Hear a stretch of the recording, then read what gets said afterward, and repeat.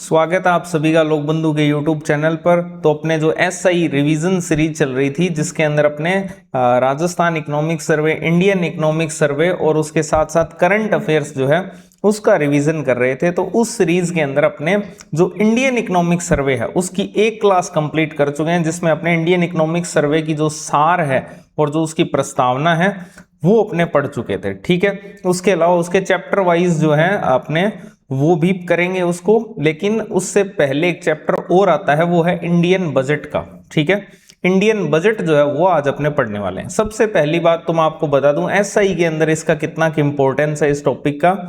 तो देखो एसआई के अंदर हिट एंड ट्रायल मोड पर ही रहता है ये। ठीक है, या तो कभी कभार क्वेश्चन आ जाता है, कभी कभार नहीं भी आता, लेकिन पिछला जो एग्जाम हुआ था आपका उसके अंदर बजट से क्वेश्चन आया है। बजट से दो प्रकार के प्रश्न बनते हैं, क्योंकि आपके सिलेबस में बजटिंग भी लिखा हुआ है। तो एक तो इसका जो कंसेप्चुअल पार्ट है या अवधारणात्मक भाग जो है वहां से भी प्रश्न आता है। अगर वहां से नहीं आएगा तो फिर आपके जो नवीनतम बजट है वहां से पूछ लिया जाएगा। ठीक है, तो इस प्रकार के प्रश्न जो है एसआई में देखने को मिलते ही हैं। जैसे पेपरलेस बजट वाला हो गया, वो कंसेप्चुअल पार्ट के थे। ठीक है, और ये नवीनतम बजट से जो प्रश्न है वो हिट एंड ट्रायल मोड पे ही आते हैं। तो अपने इसको ज्यादा भी विस्तृत जो है वो नहीं पढ़ने वाले। वैसे भी 82 पेज की बजट स्पीच थी एक, तो वो अपने कवर करेंगे, और उसके साथ साथ जो पीआईबी ने जो बजट सार निकाला था, ठीक है, वो उन दोनों को कंपाइल करके अपने पूरा का पूरा ये कंटेंट पढ़ने वाले हैं। ठीक है, और इसकी जो पीडीएफ है वो आपको नीचे डिस्क्रिप्शन में टेलीग्राम चैनल का लिंक है लोकबंधु 2025, वहां पे मिल जाएगी। आप डायरेक्ट सर्च कर लेना लोकबंधु 2025 टेलीग्राम पे, वहां पे मिल जाएगी। ठीक है, तो अब अपने इसको स्टार्ट करते हैं चैप्टर को, क्योंकि बहुत ज़्यादा इसमें बजट में नहीं माथा मारना अपने को, तो इसलिए मैं एमसीक्यूज वाली भी वो नहीं लेके आऊँ, क्योंकि इजीली ये सारी चीज़ें याद हो जाएगी आपको। एमसीक्यूज की नीड नहीं है, बड़ा चैप्टर हो तो एमसीक्यूज करने में मज़ा भी आता है। ठीक है, छोटे छोटे चैप्टर्स हैं उनमें एमसीक्यूज की नीड नहीं है। हाँ, मैं आपको वैसे प्रोवाइड करवा दूंगा इसके एमसीक्यूज प्रैक्टिस के लिए। ठीक है, तो सबसे पहले अपने अगर स्टार्ट करें बजट को, केंद्रीय बजट 2026-27। हाँ, जो राजस्थान का आपको बजट मैंने पढ़ाया था वहां से निश्चित रूप से एक प्रश्न आएगा, यहां से आ भी सकता है और नहीं भी आ सकता। देखो आजकल क्या है कि टीचर्स जो हैं वो ऐसे ऐसे थंबनेल बनवाने लग गए हैं कि मतलब छोड़ो, अब क्या व्यूज के लिए कुछ भी कर रहे हैं भाई, कि रीजनिंग के 10 प्रश्न पक्के कर लो एसआई में। अरे भाई, रीजनिंग के 5 या 6 प्रश्न आते हैं एसआई में, क्यों गुमराह कर रहे हो आप? अपनी वैल्यू डाउन करवा रहे हो इस चक्कर में। ऐसे ही मैंने देखा था पिछली बार जब एसआई का एग्जाम था 5 और 6 अप्रैल वाला, उसमें बहुत सारे लोग आ रहे थे, नए आपराधिक कानून यहां से छपेंगे, 6 प्रश्न 7 प्रश्न। कैसे पॉसिबल है? वो पार्ट है एक इंडियन पॉलिटी का। इंडियन पॉलिटी में गिन के ही 8 क्वेश्चन आते हैं एसआई के अंदर, उसमें से आप 6 प्रश्न उसके छाप दोगे क्या? और टॉपिक नहीं इंडियन पॉलिटी में, कितना बड़ा इंडियन पॉलिटी है। तो ये चीजें समझने की जरूरत है टीचर्स को। स्टूडेंट तो सब शाणे ही है। ठीक है, टीचर्स आजकल गर्मी ज्यादा है ना तो दिमाग हिला हुआ है। ठीक है, तो आप इनसे थोड़ा बच के रहना थंबनेल से। हाँ, कॉमनवेल्थ गेम्स का सही थंबनेल अगर किसी ने बनाया है तो कॉमनवेल्थ गेम से निश्चित रूप से 1 या 2 प्रश्न आएंगे। ठीक है, तो अब अपने जो केंद्रीय बजट है इसको स्टार्ट करना है। बजट के अंदर बेसिकली मोटा मोटा क्या देखा जाता है बजट के अंदर? एक तो कुछ आंकड़े अपने देखते हैं। ठीक है, एक तो कुछ आंकड़े अपने बजट में देखते हैं। एक बजट से रिलेटेड कुछ सामान्य जानकारी होता है, उस बजट की क्या विशेषता है इस बार वाले बजट की, एक उससे रिलेटेड कुछ आंकड़े अपने देखते हैं। और इसके अलावा बजट में की जाती है घोषणाएं, वो अपने को देखनी है। ठीक है, बहुत ही सिंपल सा चैप्टर है, इजीली आपको याद हो जाएगा। और सबसे पहले अपने देखते हैं इसका एक ओवरव्यू, जो बजट है उसका एक ओवरव्यू लेते हैं 2026-27। तो ये जो बजट है ये प्रस्तुत किया गया था 1 फरवरी 2026 को। जो आपकी केंद्रीय वित्त मंत्री है निर्मला सीतारमण, इनके द्वारा इस बजट को जो है प्रस्तुत किया गया 1 फरवरी 2026 को। अब इसमें स्पेशल बात क्या थी इस बार वाले बजट में? तो आपके जो कर्तव्य भवन है, ठीक है ना, कर्तव्य भवन, उसमें तैयार होने वाला ये पहला बजट था। ठीक है, कर्तव्य भवन के अंदर तैयार होने वाला पहला बजट था। अब आप कमेंट सेक्शन में लिखोगे कि कर्तव्य भवन क्या है, किसका नाम बदल के कर्तव्य भवन हुआ है या फिर कुछ नया बना है। ठीक है, ये आपकी जिम्मेदारी है कमेंट सेक्शन में लिखने की कर्तव्य भवन क्या है। ठीक है, तो कर्तव्य भवन में तैयार होने वाला ये पहला बजट था। इसके साथ ही साथ में जो गुरु रविदास जी हैं उनकी जन्म शती यानी कि 100 वर्ष, ठीक है, उस अवसर पर प्रस्तुत किया गया और इसके अलावा माघ पूर्णिमा का भी अवसर था। ठीक है, तो ये एक स्पेशल कॉन्टेक्स्ट है इस बजट के संदर्भ में। एक तो कर्तव्य भवन में तैयार होने वाला पहला बजट था, दूसरा ये गुरु रविदास जी की जन्म शती पर प्रस्तुत किया गया और माघ पूर्णिमा के अवसर पर प्रस्तुत किया गया। अब सबसे मेन बात यह आती है कि इस बजट का मुख्य आधार क्या था, तो वो तो आप सबको ही पता है, अभी विकसित राजस्थान विकसित भारत 2047 संकल्प चल रहे हैं, तो उसी के आधार पर यह बजट था। तो इस बजट का जो मुख्य आधार था वो था विकसित भारत की दिशा में अग्रसर तथा युवा शक्ति संचालित बजट। ये आपको बजट में देखने को मिलेगा ही मिलेगा, युवा शक्ति संचालित बजट। एक तो विकसित भारत था इसका मुख्य आधार और एक था युवा शक्ति। ठीक है, तो ये इस बजट के दो मुख्य आधार थे, विकसित भारत की दिशा में अग्रसर तथा युवा शक्ति संचालित बजट। अब अगर विजन की बात करें तो इसका जो विजन था वो था सबका साथ सबका विकास। ये तो टैगलाइन है ही, आपको पता ही है। अब सबसे इंपॉर्टेंट जो पहला प्रश्न बन सकता है वो यहां से बन सकता है, इस बजट के अंदर जो है 3 मुख्य कर्तव्य जो है वो अपनाए गए। ठीक है, और वो 3 मुख्य कर्तव्य कौन से हैं, 3 जो गाइडिंग ड्यूटीज हैं वो कौन कौन सी है। इसमें पहला जो कर्तव्य है वो तो है उत्पादकता और प्रतिस्पर्धा को बढ़ाते हुए आर्थिक विकास जो है उसको तेज करना और सतत रखना। ठीक है, पहला कर्तव्य है आर्थिक विकास को तेज और सतत। पहला जो कर्तव्य है ये इंपॉर्टेंट है, ध्यान रखना, तीनों कर्तव्य यहां से प्रश्न पूछा जा सकता है। पहला कर्तव्य है कि जो आपका आर्थिक विकास है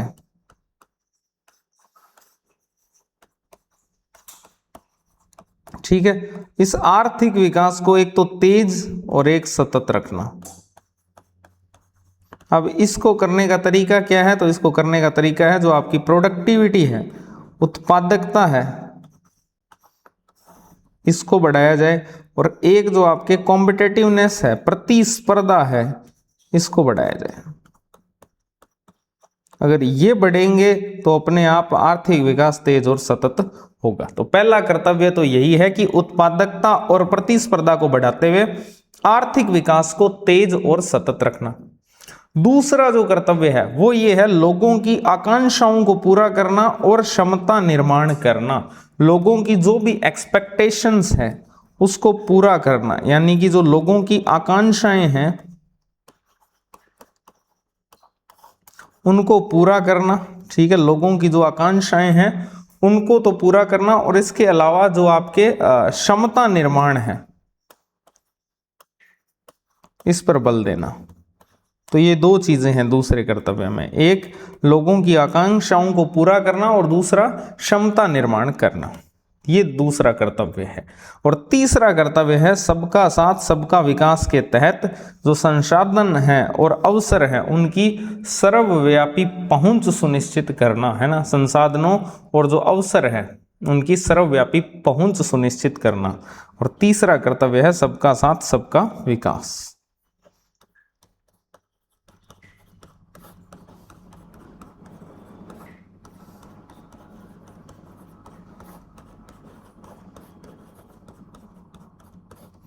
तो इस प्रकार से इस बजट के अंदर ये 3 मुख्य कर्तव्य जो हैं वो वर्णित हैं। पहला कर्तव्य है आर्थिक विकास को तेज और सतत रखना, जिसमें उत्पादकता और प्रतिस्पर्धा को बढ़ाना है। दूसरा लक्ष्य है लोगों की जो आकांक्षाएं हैं उनको पूरा करना और क्षमता निर्माण करना। तीसरा कर्तव्य है सबका साथ सबका विकास के तहत संसाधनों और अवसरों की सर्वव्यापी पहुंच सुनिश्चित करना। ठीक है, ये कुछ सामान्य जानकारी थी, ये इस बजट का ओवरव्यू था। अब आगे चलते हैं, इसके अंदर कुछ आंकड़े अपने को देखने हैं जो कि राजकोषीय संकेतक हैं। ठीक है, प्रमुख राजकोषीय फिजिकल इंडिकेटर्स जो हैं वो अपने को देखने हैं, जिसमें मेनली राजकोषीय घाटा ही है।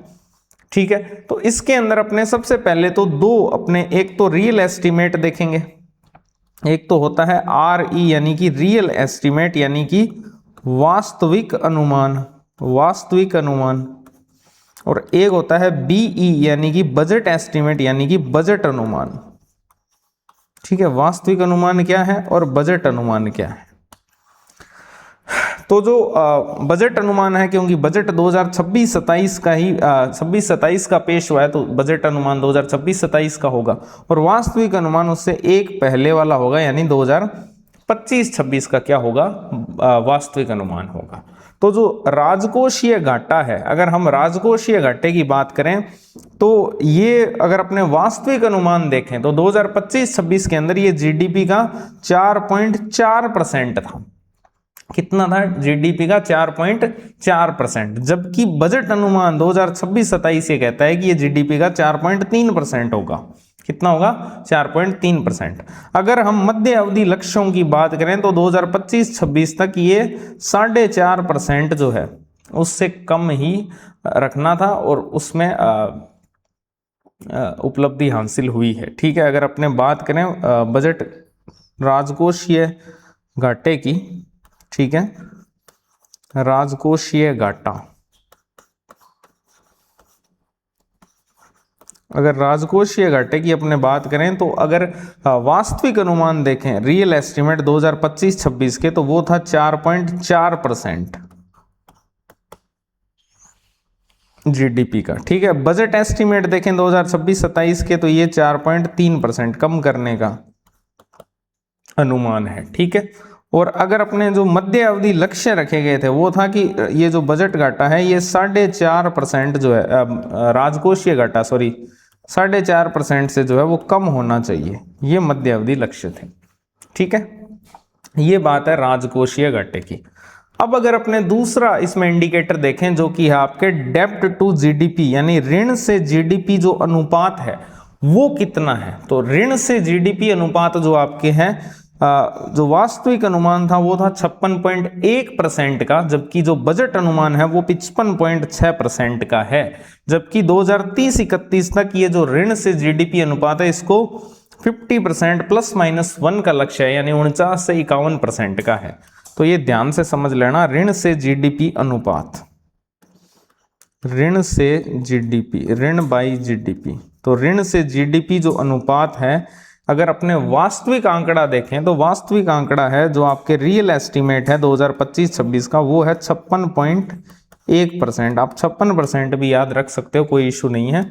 फिर दूसरा इसमें अगर अपने बजट एस्टीमेट देखें 2026-27 का, तो ये 55.6 है। हमेशा बजट एस्टीमेट कम आ रहा है, राजकोषीय घाटे में भी कम हुआ है, ऋण बटा जीडीपी जो अनुपात है उसमें भी कम हुआ है। ठीक है, और अगर इसके लक्ष्य की बात करें तो 2030-31 तक इसका जो लक्ष्य रखा गया है वो रखा गया है 50% ±1%, यानी कि 49 से लेकर 51% के बीच में ये होना चाहिए ऋण जीडीपी अनुपात 2030-31 तक, यहां तक लाना है इसको। ठीक है, तो ये है ऋण बटा जीडीपी अनुपात। फिर तीसरा इसके अंदर जो पूछा जाता है वो है आपके पूंजीगत व्यय, है ना, पूंजीगत व्यय कितना किया गया है। ठीक है, तो पूंजीगत व्यय की अगर अपने बात करें तो वास्तविक अनुमान अगर अपने देखें तो वो है 11 लाख करोड़ का। ठीक है, पूंजीगत व्यय कितना हुआ है? 11 लाख करोड़ लगभग। ठीक है, और बजट अनुमान में कितना बताया गया इसको? 12.2 लाख करोड़ रुपए। ठीक है, 2014-15 में हम जितना पूंजीगत व्यय कर रहे थे उसकी तुलना में तो ये भारी वृद्धि दर्शाता है। ठीक है, तो अगर आपसे पूंजीगत व्यय पूछे तो पूंजीगत व्यय भी आसान ही है। पूंजीगत व्यय की अगर अपने बात करें तो जो पूंजीगत व्यय है अगर अपने वास्तविक अनुमान देखें तो ये आपके 11 लाख करोड़ रुपए है पूंजीगत व्यय, और अगर अपने अनुमान की बात करें बजट अनुमान की तो ये फिर आपके 12.2 लाख करोड़ रुपए हो जाएगा। कितना हो जाएगा? 12.2 लाख करोड़ रुपए। तो ये आपके है पूंजीगत व्यय। अगर हम टोटल एक्सपेंडिचर की बात करें, कुल व्यय की बात करें, तो कुल व्यय लगभग आपके 49.6 लाख, इसको आप लगभग में आप मान सकते हो 50 के आसपास मान लो, ठीक है। तो 49.6 लाख करोड़ जो है वो कुल व्यय हुआ है, ठीक है। और अनुमान बजट कितना है, बजट अनुमान के अनुसार कुल व्यय कितना होगा, 53.5 लाख करोड़, ठीक है। कितना होगा, 53.5। यानी कि अगर आपको पूंजीगत देखना है तो वो तो आपके 1 बढ़ेगा, यानी 11 से 12 हो जाएगा, लेकिन ये आपके सीधा सीधा कितना बढ़ेगा, 4, 49 से कितना हो जाएगा, 53 टोटल, ठीक है। तो ये आपके राजकोषीय संकेतक थे, जिसमें सबसे इंपॉर्टेंट 2 है, एक राजकोषीय घाटा और एक ये ऋण से जीडीपी अनुपात। अब बजट के अंदर 2 टाइप की प्रोफाइल होती है, एक होती है रिसिप्ट प्रोफाइल और एक होती है एक्सपेंडिचर प्रोफाइल। यानी एक होती है प्राप्तियां और एक होते हैं व्यय। प्राप्तियों का मतलब है कि रुपया जो है वो आता कहां से है, रुपया आता कहां से है, मतलब प्राप्त कहां से होता है। और व्यय में अपने देखते हैं कि रुपया जाता कहां है, खर्च कहां होता है रुपया, ठीक है, रुपया जाता कहां है। अब बहुत सिंपल सी बात है कि जो रुपया है सबसे ज्यादा वो किससे आएगा, तो वो उधारी से ही आएगा। उधार लेके ही तो ज्यादा पैसा हो सकता है, लोन वगैरह से, ठीक है। तो उधारी से सबसे ज्यादा जो है वो प्राप्तियां हमें होती है। और खर्चा फिर हम कहाँ करेंगे, उस उधार को चुकाने में, यानी कि उसका जो ब्याज है उसका भुगतान करने में हम सबसे ज्यादा खर्चा करेंगे। तो अगर आपसे पूछ ले कि सर्वाधिक जो प्राप्तियां हैं वो किस चीज की होती है, तो उधारी की होती है। सर्वाधिक व्यय किसका होता है, ब्याज भुगतान का होता है, ठीक है। बाकी इसको एक एक करके अपने देखते हैं लगभग परसेंटेज के हिसाब से। सबसे पहले अपने रिसिप्ट प्रोफाइल को देखते हैं कि रुपया जो है वो कहां से आता है, जिसके अंदर सबसे पहले जो सबसे बड़ा इसमें मद है वो है उधार और जो अन्य देयताएं होती है, अदर जो लाइबिलिटीज होती है, बोरोइंग्स एंड अदर लाइबिलिटीज जो हैं, उधार और जो अन्य देयता है वहां से लगभग 27% जो है रुपया आता है। अपने प्राप्तियां देख रहे हैं सरकार की कि सरकार को रुपया प्राप्त कहां से होता है। दूसरा जो सबसे बड़ा सोर्स है सरकार का पैसा कमाने का वो है आयकर, इनकम टैक्स। जो सरकार इनकम टैक्स लगाती है वहां से भी बहुत बड़ा पैसा जो है वो सरकार को प्राप्त होता है, जो कि लगभग 19% है। उधार और अन्य देयताएं जो सरकार उधार वगैरह और जो अदर लाइबिलिटीज है वहां से 27%, इनकम टैक्स से आपके 19% जो है वो। इसके अलावा जो जीएसटी और अदर टैक्स है, सिर्फ जीएसटी नहीं, जीएसटी के साथ में जो अन्य कर हैं उनको मिलाकर जो है कितना, 18%, लगभग 18% जो रुपया है सरकार को जीएसटी और अदर टैक्स से मिलता है। इसके अलावा जो कॉरपोरेशन टैक्स लगाती है सरकार, जो निगम कर लगाती है कंपनियों पर, 17% जो है वहां से रुपया मिलता है सरकार को। इसके अलावा नॉन टैक्स रेवेन्यू भी कलेक्ट करती है सरकार, ठीक है। टैक्स के अलावा भी रेवेन्यू आता है सरकार को, जो कि लगभग 10% है। ये पूरा क्रमवार देख रहे हैं। इसके बाद में बचते हैं आपके यूनियन एक्साइज ड्यूटी, यानी कि जो केंद्रीय उत्पाद शुल्क लगता है वो लगभग 5% वहां से आता है। और जो सीमा शुल्क यानी कस्टम है वहां से 4% रुपया आता है। तो इस प्रकार से ये आपकी रिसिप्ट प्रोफाइल है सरकार की, कि सरकार के पास में रुपया आता कहां से है। तो उधार और अन्य देयताओं से सबसे ज्यादा 27%, ठीक है। इनकम टैक्स से 19%, जीएसटी और अदर टैक्स से लगभग 18%, कॉरपोरेशन टैक्स से 17%, लगभग गैर कर राजस्व से लगभग 10%, जो आपके यूनियन एक्साइज ड्यूटी है यहाँ से लगभग 5%, और जो कस्टम है वहां से लगभग 4% जो है वो पैसा आता है। ये तो बात की कि पैसा आता कहां से है। अब अगर आपसे ये पूछ ले कि पैसा जाता कहां पर है, एक्सपेंडिचर प्रोफाइल क्या है, व्यय प्रोफाइल क्या है, ठीक है। तो सबसे ज्यादा पैसा मैंने आपको बताया, अगर आप उधार से सबसे ज्यादा पैसा कमा रहे हो तो उसका भुगतान भी करना पड़ेगा। तो जो आपके ब्याज भुगतान है, ठीक है, ब्याज भुगतान है, वहां सबसे ज्यादा हम पैसा खर्च कर रहे हैं, जो है 26%। ब्याज भुगतान के अंदर हम कितना पैसा खर्च कर रहे हैं, 26%, जो कि कुल जो राजस्व प्राप्तियां हैं उनका 40% है। जितनी हम राजस्व से प्राप्ति करते हैं उसका 40% है, ठीक है, ब्याज भुगतान, जो कि टोटल लगभग इस पूरे प्रोफाइल के अंदर ये 26% है, ठीक है। फिर दूसरा अपने देखें अगर हम, तो करों और शुल्क के अंदर जो राज्यों को हिस्सा देते हैं, आपने वित्त आयोग पढ़ा होगा, ठीक है। वित्त आयोग सिफारिश करता है इस स्टेट को इतना पैसा मिलना चाहिए, स्थानीय निकाय को इतना पैसा मिलना चाहिए, तो वो पैसा कौन देती है? वो केंद्र सरकार ही तो देती है। तो जो करों और जो शुल्क है उसमें राज्य का जो हिस्सा है, स्टेट का जो शेयर है वो कितना है, उस पर हम लगभग 21% खर्च करते हैं, ठीक है। और फिर तीसरे नंबर पर आपने देखा होगा सरकार दो टाइप की योजनाएं चलाती है। एक वो योजनाएं जिसमें सरकार, केंद्र सरकार 100% पैसा देती है, उसको तो अपने बोलते हैं केंद्रीय क्षेत्र की योजनाएं। और कुछ ऐसी योजनाएं होती है जिनमें कुछ पैसा केंद्र देती है, कुछ पैसा स्टेट देती है। जैसे जनरली ये 60-40 ही रहता है रेशियो। तो ऐसी योजनाओं को अपने बोलते हैं केंद्र प्रायोजित योजना या सेंट्रल स्पॉन्सर्ड स्कीम। ये केंद्रीय क्षेत्र की योजनाएं होती है। तो सिंपल सी बात है, जहां 100% सरकार ही खर्चा कर रही है तो ये ऊपर ही होंगी, और ये लगभग 16% वे अपने इन योजनाओं पर करते हैं, सेंट्रल सेक्टर स्कीम्स पे। और जो सेंट्रली स्पॉन्सर्ड स्कीम है, केंद्र प्रायोजित योजनाएं हैं, इन पर लगभग 8% जो खर्च है वो अपने करते हैं। इसके अलावा अपने डिफेंस पर कितना करते हैं, तो लगभग 8%, सब्सिडी पर कितना, लगभग 6%, और पेंशन पर कितना, तो 4% लगभग।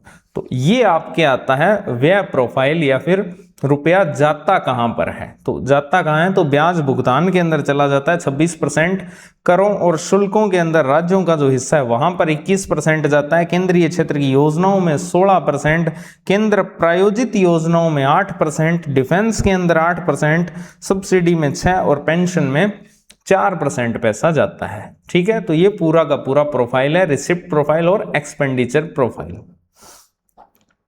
अब इसके बाद बजट में मेंशन किया हुआ है 16वां वित्त आयोग, ठीक है। अब आप इसको जितना बजट में मेंशन किया हुआ है यहां पर तो अपने उतना ही पढ़ेंगे। कमेंट सेक्शन में आप बताओगे, क्योंकि मैंने कल ही फाइल शेयर की है, RAS प्री के अंदर नया टॉपिक है वित्त आयोग, ठीक है। उसकी फाइल शेयर की है पूरी की पूरी, और आप बताओगे आपने कितना पढ़ा है। तो 16वां जो वित्त आयोग है, वैसे आपके सिलेबस में इनडायरेक्टली दिया हुआ है, ध्यान रखना, ठीक है। 16वां जो वित्त आयोग है, इसके बारे में मुझे 2-3 जानकारियां आप बताओगे। एक तो इसका क्षैतिज अंतरण बता देना किस किस प्रकार से अनुपात में किया गया है। दूसरा, आप इसके अध्यक्ष का नाम बता देना कमेंट सेक्शन में, ठीक है। बस इतना काम करना आपको।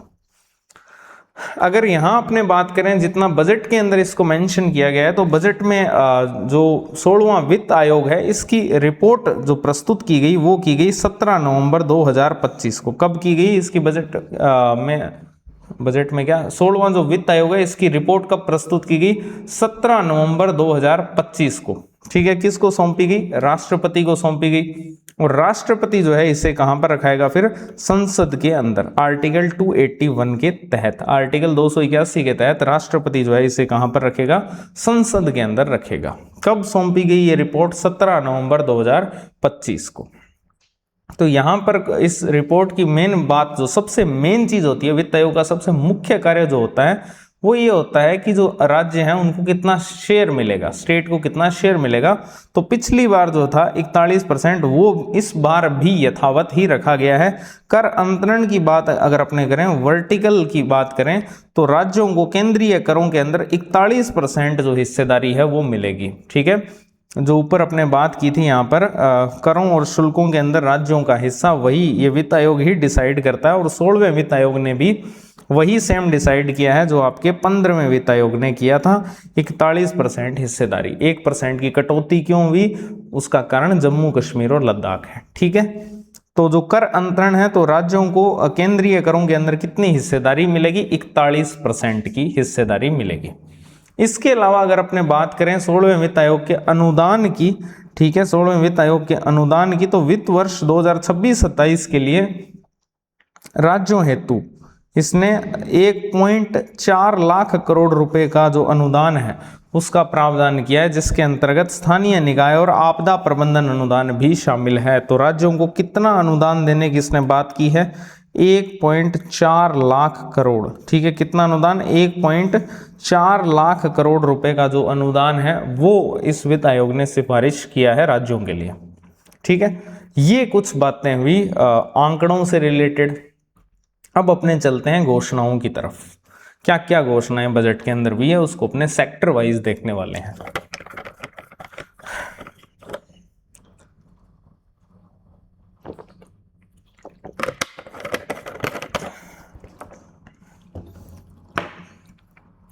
तो सबसे पहले अपने देखते हैं जो आपके मैन्युफैक्चरिंग सेक्टर है, इंडस्ट्री सेक्टर है, और जो एमएसएमई सेक्टर है, विनिर्माण उद्योग, और जो एमएसएमई क्षेत्र है उसकी प्रमुख पहलें या फिर उसके प्रमुख इनिशिएटिव्स क्या क्या होंगे बजट के अंदर जो घोषित हुए हैं।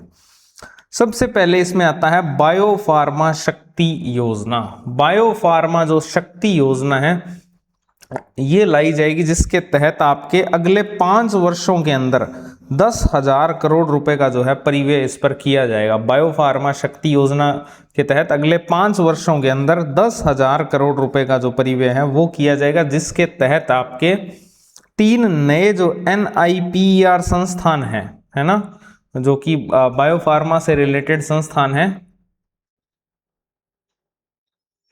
National institute of pharmaceutical research, ठीक है, national institute of pharmaceutical research.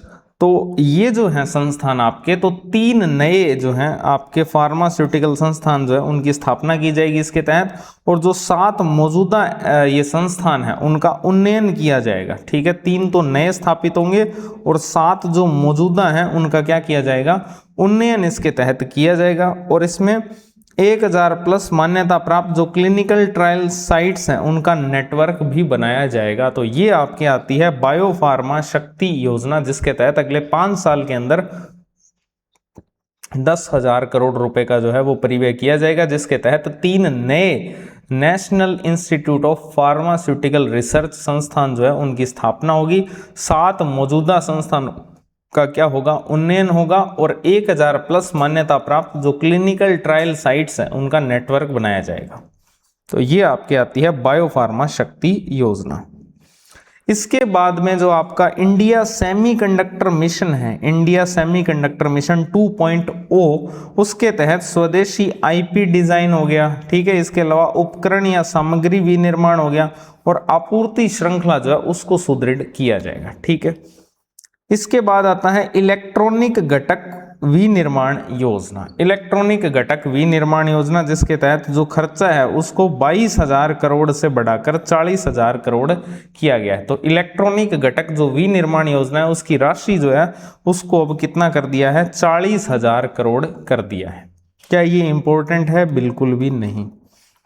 फिर अगर आपसे पूछ ले कि दुर्लभ खनिज कॉरिडोर, ठीक है, रेयर अर्थ जो कॉरिडोर है वो कहां पर, तो ये आपके जो साउथ इंडिया है बेसिकली, जैसे केरल हो गया, आंध्र प्रदेश हो गया और तमिलनाडु है, इसके अलावा ओडिशा है, यहाँ पर खनिज निष्कर्षण और प्रसंस्करण को बढ़ावा देने के लिए दुर्लभ खनिज कॉरिडोर्स जो है वो बनाए जाएंगे। तो दुर्लभ खनिज जो कॉरिडोर है ये कहाँ पर बनाए जाएंगे, एक तो केरल के अंदर बनाए जाएंगे, एक आपके तमिलनाडु के अंदर, एक आपके आंध्र प्रदेश के अंदर और एक आपके ओडिशा के अंदर। तो यहाँ पर दुर्लभ खनिज कॉरिडोर जो है वो मनाए जाएंगे।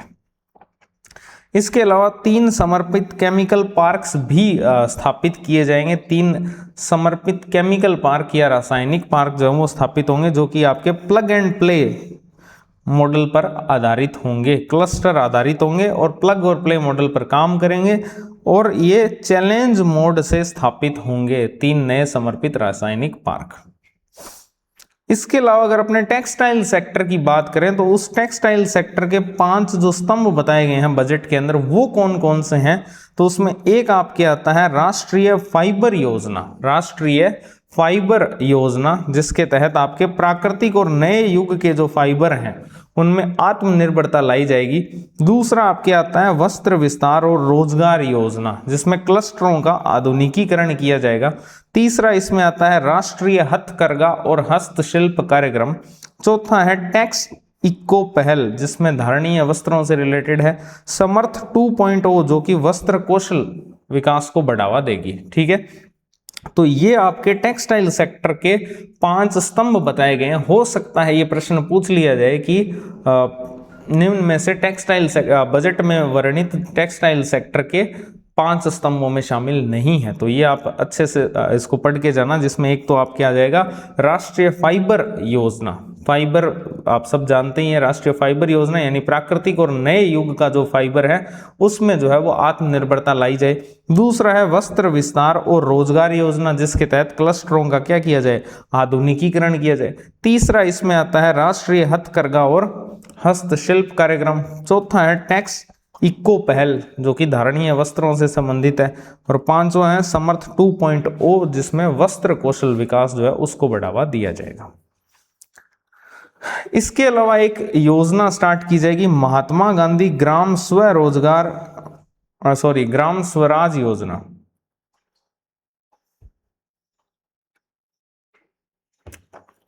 ठीक है, महात्मा गांधी ग्राम स्वराज योजना। तो ये क्या है, तो खादी, हथकरघा और जो ओडीओपी यानी एक जिला एक उत्पाद है, उनकी ब्रांडिंग और वैश्विक बाजार तक उनकी पहुंच सुनिश्चित करने के लिए योजना जो है वो शुरू की जाएगी, महात्मा गांधी ग्राम स्वराज योजना। यानी महात्मा गांधी से रिलेटेड है तो खादी प्रोडक्ट्स की बात होगी, चरखा यानी हथकरघा से रिलेटेड हो गया, और एक जिला एक उत्पाद, इन सब की जो ब्रांडिंग का काम है और उनको वैश्विक बाजार तक इनकी पहुंच को सुनिश्चित करने से रिलेटेड ये योजना चलाई जाएगी।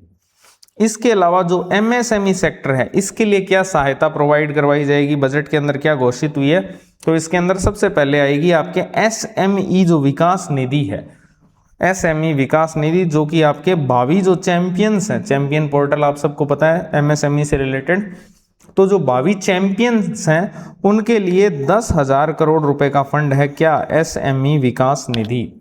भावी जो चैंपियन है उनके लिए 10,000 करोड़ रुपए का क्या है, फंड है। इसके अलावा आत्मनिर्भर भारत निधि, एक तो एसएमई विकास निधि है जो कि 10,000 करोड़ रुपए का फंड है भावी चैंपियंस के लिए। और आत्मनिर्भर भारत निधि क्या है, तो ये आपके जो सूक्ष्म उद्यम है उनके लिए 2,000 करोड़ रुपए का अतिरिक्त टॉपअप है। क्या है, अतिरिक्त टॉपअप है। आत्मनिर्भर भारत निधि जो सूक्ष्म उद्यम है उनके लिए 2,000 करोड़ रुपए का क्या है, अतिरिक्त टॉपअप है। इसी प्रकार से TREDS जो प्लेटफॉर्म है उसका विस्तार किया जाएगा। अब ये TREDS प्लेटफॉर्म क्या है, तो ये आपके आता है trade receivable discounting system. TREDS का पूरा नाम क्या है, TREDS, इसका पूरा नाम है ट्रेड रिसीवेबल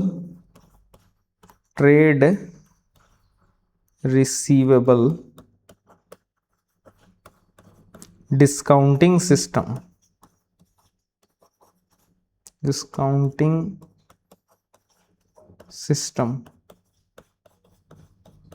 है ना। ट्रेड रिसीवेबल डिस्काउंटिंग सिस्टम जो है उसका विस्तार किया जाएगा, और जो आपके केंद्रीय क्षेत्र के जो उद्यम है CPSE है उनके लिए इसको जो है वो अनिवार्य किया जाएगा डिस्काउंटिंग सिस्टम को, और जो जेम है उसको इससे जोड़ा जाएगा ट्रेड से। ठीक है, तो दो इसमें चीजें शामिल की जाएगी। ट्रेड्स प्लेटफॉर्म जो आपके आता है ट्रेड रिसीवेबल डिस्काउंटिंग सिस्टम जो है उसका विस्तार किया जाएगा, जिसके तहत आपके एक तो ये जितने भी केंद्रीय क्षेत्र के उद्यम हैं उनके लिए अनिवार्य किया जाएगा, और दूसरा जो है जैम और ट्रेड्स जो है इनको आपस में जोड़ा जाएगा। इसके अलावा MSME को बढ़ावा देने के लिए आपके कॉरपोरेट मित्र जो हैं, जो कि आपके Tier 2 और Tier 3 जो सिटीज हैं उनके अंदर MSME को अनुपालन सहायता देने के लिए अर्ध जो पेशेवर हैं उनका एक संवर्ग है जिनको क्या कहा गया है, कॉरपोरेट मित्र। तो अगर आपसे पूछ ले कि कॉरपोरेट मित्र क्या है, तो कॉरपोरेट मित्र आपके Tier 2 और Tier 3 सिटीज के अंदर MSME को अनुपालन सहायता देने के लिए जो आपके अर्ध पेशेवर हैं उनका एक वर्ग है। ठीक है, तो ये आपके पूरा का पूरा सेक्टर था, उसमें क्या क्या घोषणाएं हुई है। अब अगले सेक्टर की तरफ चलते हैं जो कि आपके इंफ्रास्ट्रक्चर, एनर्जी और शहरी विकास से रिलेटेड है। ठीक है, अवसंरचना, ऊर्जा और शहरी विकास के अंदर क्या क्या घोषणाएं हुई हैं, तो उसके अंदर सबसे पहली घोषणा है आपके high speed rail corridors. High speed rail corridor जो है कितने, 7 उच्च गति रेल कॉरिडोर जो है वो बनाए जाएंगे। कहां कहां पर, तो वो आप ध्यान से समझ लेना। एक तो आपके हो गया मुंबई पुणे, ठीक है, दूसरा हो गया पुणे हैदराबाद, तीसरा हो गया हैदराबाद बेंगलुरु, चौथा हो गया हैदराबाद चेन्नई, पांचवा हो गया चेन्नई बेंगलुरु, छठा हो गया दिल्ली वाराणसी और सातवां हो गया वाराणसी सिल्लीगुड़ी। ठीक है, ये 7 हाई स्पीड रेल कॉरिडोर हैं, इसको ध्यान से समझना। अब 7 हाई स्पीड रेल कॉरिडोर, तो सबसे पहला बनेगा मुंबई, पहला हो गया मुंबई से पुणे, ठीक है, मुंबई से पुणे।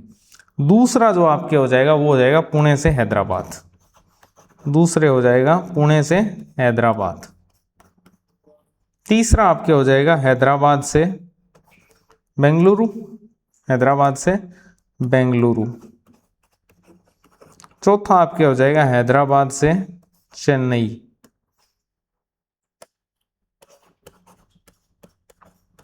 बेंगलुरु और चेन्नई रह गए, तो एक हो जाएगा बेंगलुरु से चेन्नई। ठीक है, अब 2 और बच गए, एक अब नॉर्थ की तरफ चले जाओ, जिसमें एक तो दिल्ली से वाराणसी हो जाएगा, है ना, एक तो दिल्ली से वाराणसी और एक हो जाएगा वाराणसी से सिल्लीगुड़ी। तो इस प्रकार से आपकी ये 7 हाई स्पीड रेल कॉरिडोर जो है वो विकसित किए जाएंगे। ठीक है, इसके बाद में एक नया समर्पित मालवाहक कॉरिडोर जो है वो भी विकसित किया जाएगा। नया समर्पित मालवाहक कॉरिडोर कहां से? पूर्व के अंदर दानकुनी से, पश्चिम के अंदर सूरत जो है उनको जोड़ेगा। तो दानकुनी से सूरत जो है, सूरत और इधर हो गया दानकुनी, इनको जोड़ने वाला एक समर्पित मालवाहक कॉरिडोर भी विकसित किया जाएगा। ऊपर वाले तो 7 हाई स्पीड रेल कॉरिडोर है, ये एक मालवाहक कॉरिडोर है जो कि दानकुनी से सूरत के बीच में होगा। ठीक है, इसके अलावा अपने बात करें जलमार्गों के विकास की, तो जलमार्ग विकास के अंदर अगले 5 साल के अंदर टोटल 20 नए राष्ट्रीय जलमार्ग जो हैं वो शुरू होंगे। अगले 5 साल के अंदर टोटल कितने? 20 नए राष्ट्रीय जलमार्ग जो हैं वो शुरू होंगे। और इसके तहत अगर अपने बात करें तो ओडिशा के अंदर आपके NW5 जो है उससे इसको स्टार्ट किया जाएगा। NW जो 5 है वहां से इसकी शुरुआत होगी ओडिशा के अंदर। ठीक है, ओडिशा के अंदर NW जो 5 है, नेशनल वाटरवे 5 जो है, वहां से इसको स्टार्ट किया जाएगा। ठीक है, उड़ीसा के अंदर NW जो 5 है वहां से इसकी शुरुआत होगी, राष्ट्रीय जलमार्ग 5, अगले 5 वर्षों के अंदर। इसके बाद अगर अपने बात करें तो बनारस और पटना के अंदर जो अंतर्देशीय जहाज मरम्मत सुविधा है उसकी स्थापना होगी। बनारस और जो पटना है वहां पर आपके अंतर्देशीय जहाज मरम्मत जो सुविधा है उसकी स्थापना की जाएगी। कहां पर? बनारस और पटना के अंदर अंतर्देशीय जहाज मरम्मत सुविधा की स्थापना की जाएगी। ठीक है, इसके अलावा जलमार्गों और तटीय पोत परिवहन का जो हिस्सा है वो 6% से बढ़ाकर 2047 तक 12% करने का लक्ष्य भी रखा गया है। ठीक है, जलमार्गों और जो तटीय पोत परिवहन का हिस्सा है उसको 6% से बढ़ाकर 2047 तक कितना किया जाएगा? उसको दुगुना किया जाएगा, 12% करने का लक्ष्य रखा गया है।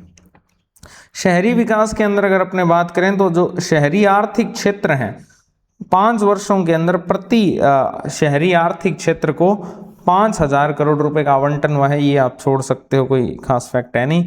इसके अलावा आपको दिया हुआ है CCUS यानी कि कार्बन कैप्चर उपयोगिता एवं भंडारण, अगले 5 वर्षों के लिए 20,000 करोड़ रुपए का इस पर परिव्यय किया जाएगा।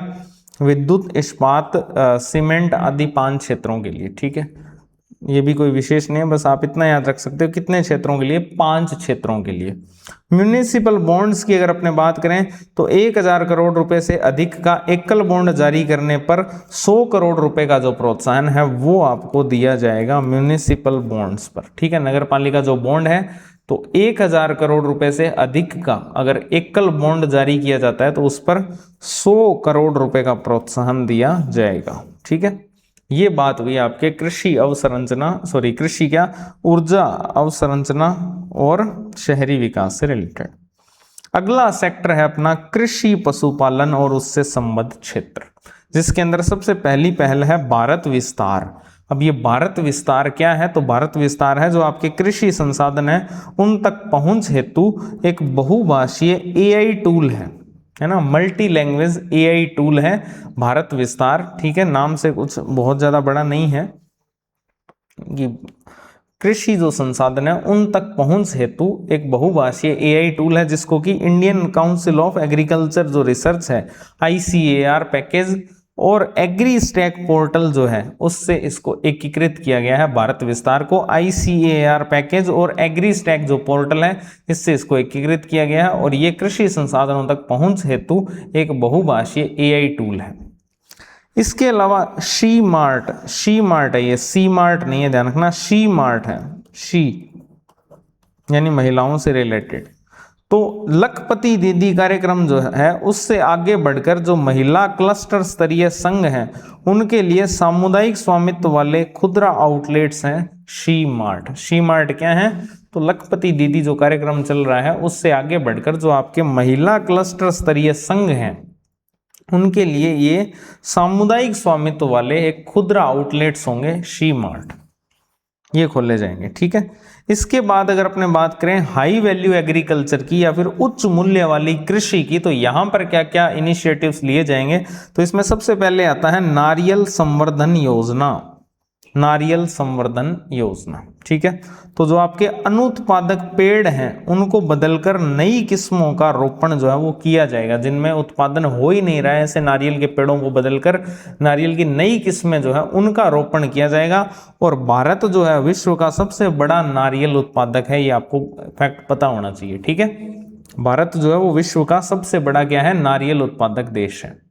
तो ये नारियल संवर्धन योजना है हाई वैल्यू एग्रीकल्चर के तहत, जिसमें अनुत्पादक जो पेड़ हैं उनको बदलकर नई किस्मों का जो रोपण है वो किया जाएगा। इसके अलावा भारतीय काजू और कोको कार्यक्रम, ठीक है, भारतीय काजू और कोको कार्यक्रम जो है इसमें वर्ष 2030 तक वैश्विक प्रीमियम ब्रांड जो है इसको बनाना है, ठीक है। वर्ष 2030 तक इसको वैश्विक प्रीमियम ब्रांड बनाना है भारतीय काजू और कोको कार्यक्रम। चंदन की लकड़ी के उत्पादन और कटाई उपरांत उसके प्रसंस्करण को प्रोत्साहन दिया जाएगा। पर्वतीय क्षेत्रों के अंदर जो अखरोट, बादाम और खुबानी है उनको संवर्धित किया जाएगा। तो ये हाई वैल्यू एग्रीकल्चर के अंदर इनिशिएटिव्स लिए जाएंगे। मत्स्य और पशुपालन में क्या क्या इनिशिएटिव है? तो आपके 500 जलाशयों और जो अमृत सरोवर हैं उनका एकीकृत विकास किया जाएगा। इसके अलावा जो निजी क्षेत्र है उसमें 20,000 प्लस पशु चिकित्सकों की उपलब्धता के लिए पूंजीगत सब्सिडी योजना जो है वो स्टार्ट की जाएगी। तो ये कोई विशेष नहीं है, ठीक है। ये तो बात हुई एग्रीकल्चर की। अब अगले सेगमेंट की तरफ चलते हैं जो कि आपके आता है शिक्षा, स्वास्थ्य, कौशल और सामाजिक क्षेत्र से रिलेटेड। यहां पर क्या क्या नए इनिशिएटिव्स जो है वो लिए जाएंगे? तो इसमें सबसे पहला आता है शिक्षा से रोजगार एवं उद्यम स्थायी समिति, ठीक है। शिक्षा से रोजगार एवं उद्यम स्थायी समिति, तो ये क्या है? सेवा क्षेत्र की जो वैश्विक हिस्सेदारी है वो 2047 तक 10% करने और एआई और कौशल नीतियों के निर्धारण हेतु इसका गठन किया जाएगा, ठीक है। तो ये जो शिक्षा से रोजगार और उद्यम स्थायी समिति है इसके तहत सेवा क्षेत्र की अगर अपने बात करें वैश्विक हिस्सेदारी की, तो उसको 2047 तक कितना करना है? 10% करना है। वैश्विक हिस्सेदारी की बात हो रही है। सेवा क्षेत्र की जो वैश्विक हिस्सेदारी है उसको 2047 तक 10% करना और इसके अलावा एआई और जो कौशल नीतियां हैं उनका निर्धारण करना।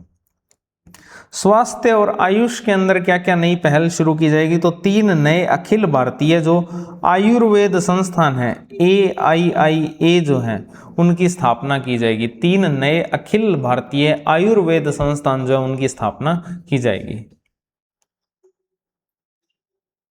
इसके अलावा निमंस 2 जो है उसकी स्थापना की जाएगी। उत्तर भारत के अंदर राष्ट्रीय मानसिक स्वास्थ्य संस्थान है ये, ठीक है। निमंस क्या है? उत्तर भारत के अंदर राष्ट्रीय मानसिक स्वास्थ्य संस्थान है, मानसिक स्वास्थ्य से रिलेटेड है, उसकी स्थापना की जाएगी। और रांची और तेजपुर जो संस्थान है उनका क्या किया जाएगा? उन्नयन किया जाएगा।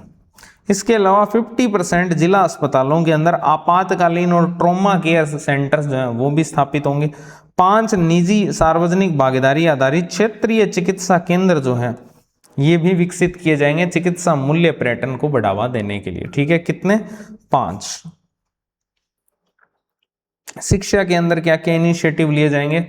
तो इसके अंदर आपके आता है प्रमुख औद्योगिक कॉरिडोर जो है उनके पास में 5 यूनिवर्सिटी टाउनशिप जो है वो स्थापित की जाएंगी।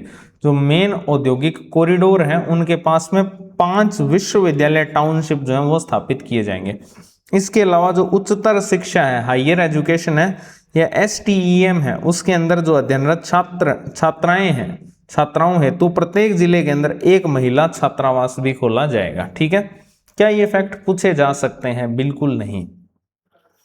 खगोल विज्ञान हेतु 4 टेलीस्कोप सुविधाएं जो है वो स्टार्ट की जाएगी, जिसमें एक आती है आपके नेशनल लार्ज सोलर टेलीस्कोप, एक आता है national large optical infrared telescope, एक आता है आपके हिमालयन चंद्र टेलीस्कोप और एक आता है द कॉस्मोस 2 प्लेनेटोरियम। तो ऐसे 4 टेलीस्कोप सुविधाएं स्टार्ट की जाएगी खगोल विज्ञान हेतु, ये पूछा जा सकता है। ठीक है, खगोल विज्ञान हेतु 4 टेलीस्कोप सुविधाएं कौन कौन सी? एक तो नेशनल लार्ज सोलर टेलीस्कोप, एक है national large optical infrared telescope, एक है आपके हिमालयन चंद्र टेलीस्कोप और एक है कॉस्मोस 2 प्लेनेटोरियम। इसके अलावा दिव्यांगजनों के सशक्तिकरण के लिए क्या क्या किया जाएगा? तो इसमें दिव्यांग सहारा जो योजना है, जिसके तहत ALIMCO जो है उसको सहायता और सहायक प्रौद्योगिकी जो मार्ट है उसकी स्थापना की जाएगी। ठीक है, अब इसके अलावा पूर्वोदय और पर्यटन के अंदर क्या क्या काम किया जाएगा?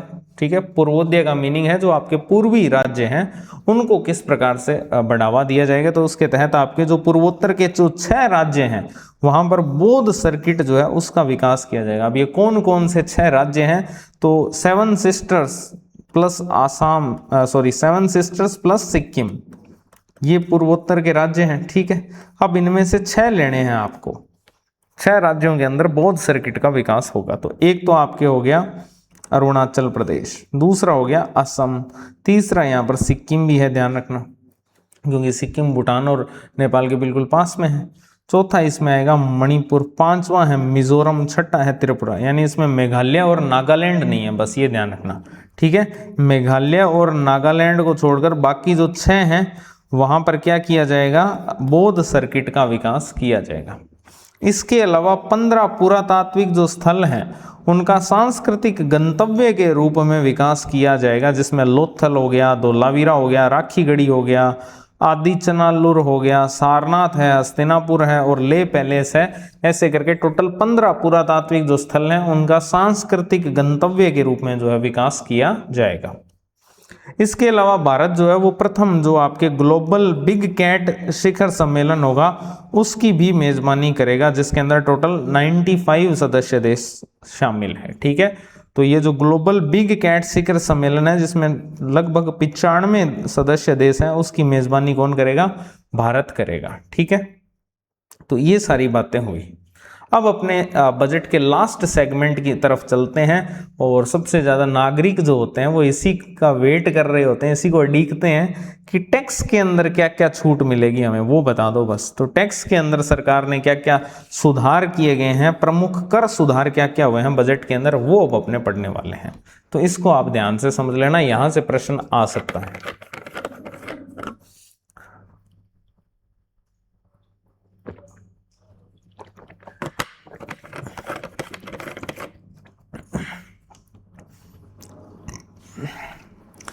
तो टैक्स आप सबको पता है 2 टाइप का होता है, एक डायरेक्ट टैक्स होता है और एक इनडायरेक्ट टैक्स। तो जो डायरेक्ट टैक्स है उसके अंदर क्या क्या सुधार किए गए हैं सबसे पहले तो वो पढ़ लेते हैं। तो इसके अंदर सबसे पहले एक आयकर अधिनियम 2025 जो है वो लाया गया था, जो कि कब से प्रभावी होगा? 1 अप्रैल 2026 से। कब से प्रभावी होगा? 1 अप्रैल 2026 से जो है ये आयकर अधिनियम जो है वो प्रभावी होगा, जिसके अंदर नियमों को सरलीकृत किया गया है। ठीक है, तो ये आपसे पूछा जा सकता है कि जो इनकम टैक्स अधिनियम है, इनकम टैक्स एक्ट है, आयकर अधिनियम 2025 है, वो कब से प्रभावी होगा? 1 अप्रैल 2026 से, जिसमें नियमों को सरलीकृत किया गया है। इसके अलावा जो TCS दर है, TCS क्या है? Tax collected at source. ठीक है, एक सोर्स के ऊपर जितना टैक्स कलेक्ट होता है उसको बोलते हैं अपने TCS। तो TCS जो दर है उनका युक्तिकरण जो है वो किया जाएगा, जिसके तहत विदेश यात्रा पैकेज के ऊपर जो TCS दर होती है उसको घटाकर 2% किया गया है। ठीक है, बिना किसी न्यूनतम राशि सीमा के। इसमें कोई भी राशि सीमा नहीं रखी गई कि इतनी राशि पर हम इतना परसेंट करेंगे, ऐसी कोई सीमा जो है इसमें मेंशन नहीं की गई है। और जो आपके विदेश यात्रा पैकेज है उस पर टीसीएस दर को घटाकर कितना कर दिया है, 2%। 2% घटाई नहीं गई है, घटाकर 2% ही कर दिया है कि विदेश यात्रा जो पैकेज है उस पर टीसीएस दर कितनी लगेगी, 2%। ठीक है। दूसरा आपके आता है LRS। अब LRS का मीनिंग होता है लिबरलाइज्ड रेमिटेंस स्कीम, है ना, उदारीकृत प्रेषण योजना जो है, उसके तहत शिक्षा और चिकित्सा प्रयोजन के लिए जो टीसीएस दर है उसको 5% से घटाकर 2% कर दिया है। तो टीसीएस दर में जो संशोधन हुआ है वो घटाकर कितना कितना कर रहे हैं हम, 2% कर दिया, बस इतना याद रख लेना। विदेश यात्रा पैकेज पर भी 2% किया है। LRS के तहत शिक्षा और चिकित्सा प्रयोजन के लिए भी टीसीएस दर जो है उसको 2% किया है 5% से। इसी प्रकार से तेंदु पत्तों पर भी जो टीसीएस है उसको 5% से कितना कर दिया है, 2%। तो आपसे अगर कुछ भी प्रश्न पूछे टीसीएस दर का कितना कर दिया है बजट के अंदर, 2% कर दिया। कितने से घटाकर किया है, 5% से घटाकर। कुछ भी पूछ ले, तेंदु पत्ते का पूछे, LRS का पूछे, चाहे विदेश यात्रा पैकेज का पूछे। ठीक है। इसके बाद में एक और टैक्स होता है जिसको बोलते हैं अपने मिनिमम अल्टरनेट टैक्स, MAT, यानी कि न्यूनतम वैकल्पिक कर। जो न्यूनतम वैकल्पिक कर है कि इतना तो लगेगा, तो उसकी जो दर है उसको घटाकर 15% से कितना कर दिया गया है, 14% कर दिया है। यहाँ पर 1% की कटौती हुई है। उसकी MAT की जो दर थी वो 15% थी, उसको 14% कर दिया गया है। और 1 अप्रैल 2026 से जो है MAT जो है उसको अंतिम कर बनाया जाएगा। ध्यान रखना, ये अंतिम कर बनाया जाएगा किसको, MAT को 1 अप्रैल 2026 से। MAT जो है वो क्या बनेगा, अंतिम कर बन जाएगा, यानी कि मिनिमम अल्टरनेट टैक्स, जिसकी रेट को कितना कर दिया है, 14%।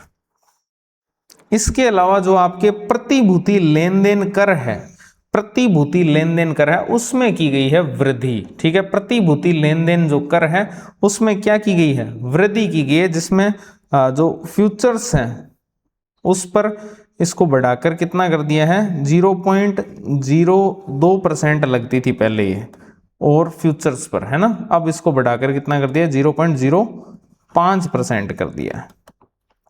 इसके अलावा जो ऑप्शंस या विकल्प प्रीमियम ट्रेडिंग है उस पर इसको बढ़ाकर कितना है, 0.15% कर दिया है। ठीक है। तो ये प्रतिभूति लेन देन जो कर है उसमें वृद्धि की गई है, जिसमें फ्यूचर्स या वायदा पर कितना 0.05% कर दिया है, और ऑप्शन या विकल्प पर कितना कर दिया है, 0.15%। इसी प्रकार से एक विदेशी परिसंपत्ति प्रकटीकरण जो योजना है, विदेशी जो परिसंपत्ति प्रकटीकरण योजना है, उसमें छोटे जो करदाता हैं, छात्र हैं, युवा पेशेवर हैं, उनके लिए 6 माह की अनुपालन योजना जो है वो स्टार्ट की गई है। ठीक है। तो ये विदेशी परिसंपत्ति प्रकटीकरण योजना क्या है, तो छोटे करदाता, छात्र और जो युवा पेशेवर हैं उनके लिए 6 माह की एक अनुपालन योजना है। ठीक है। इसी प्रकार से share buy back, share buy back क्या है, तो सभी जो शेयर धारक हैं उनके लिए पूंजीगत लाभ के रूप में कर, प्रमोटरों के लिए अतिरिक्त कर। ठीक है। तो शेयर बाय बैक क्या है, तो सभी जो शेयर धारक हैं उनके लिए पूंजीगत लाभ के रूप में टैक्स दिया जाएगा, और प्रमोटरों के लिए जो है अतिरिक्त कर।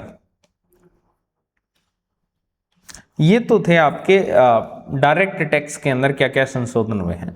अब बात करते हैं इनडायरेक्ट टैक्स जो है, अप्रत्यक्ष कर जो है, उसमें क्या क्या संशोधन हुए हैं, जिसके अंतर्गत सबसे पहला आता है व्यक्तिगत जो आयात है उस पर जो सीमा शुल्क लगता है। ये मेरे शय और सय जो है उल्टे पुल्टे हो रखे हैं आजकल। व्यक्तिगत आयात पर जो सीमा शुल्क लगता है उसकी दर को 20% से घटाकर कितना कर दिया गया है, 10% किया गया है।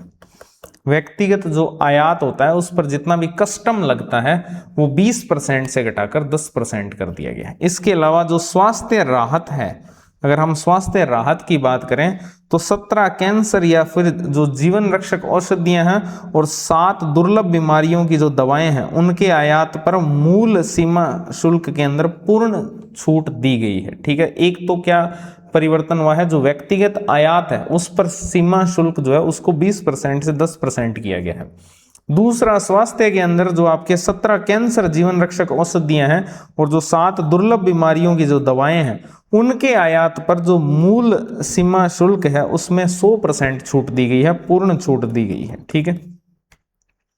स्वच्छ ऊर्जा और तकनीक की अगर अपने बात करें तो इसमें सौर ग्लास हेतु जो सोडियम एंटीमोनेट है, लिथियम आयन सेल बैटरी निर्माण उपकरण है और परमाणु ऊर्जा जो परियोजनाएं हैं उनके आयात शुल्क में छूट की गई है 2035 तक। ठीक है। इसके अलावा ई कॉमर्स निर्यात की अगर अपने बात करें तो कुरियर के माध्यम से निर्यात पर प्रति खेप जो है 10 लाख रुपए की मूल्य सीमा जो है वो पूरी तरह से समाप्त कर दी गई। तो ई कॉमर्स निर्यात के अंदर जो बड़ी छूट की गई है वो ये की गई है कि कुरियर के माध्यम से जो निर्यात किए जाते हैं उन पर प्रति खेप 10 लाख रुपए जो मूल्य सीमा थी पहले, उसको पूरी तरह से क्या कर दिया गया है, समाप्त कर दिया गया है। इसके अलावा बायोगैस मिश्रित सीएनजी से रिलेटेड अगर अपने बात करें तो इसमें उत्पाद शुल्क की गणना करते समय, ठीक है, बायोगैस या फिर कंप्रेस्ड बायोगैस जो है उसके मूल्य को बाहर रखा जाएगा। तो ये एक बड़ा परिवर्तन किया गया है। बायोगैस मिश्रित जो सीएनजी होती है उसमें उत्पाद शुल्क जब निकालते हैं तो उसकी गणना करते समय अब बायोगैस का जो मूल्य है या फिर कंप्रेस्ड बायोगैस का जो मूल्य है उसको इससे बाहर रखा जाएगा। ये आपका पूरा का पूरा केंद्रीय बजट 2026-27 था जिसको अपने आज की क्लास में कंप्लीट कर लिया है। ठीक है। थैंक यू वेरी मच आप सभी का। मिलते हैं अपने अगली क्लास में, तब तक के लिए रिवीजन करते रहिए आप।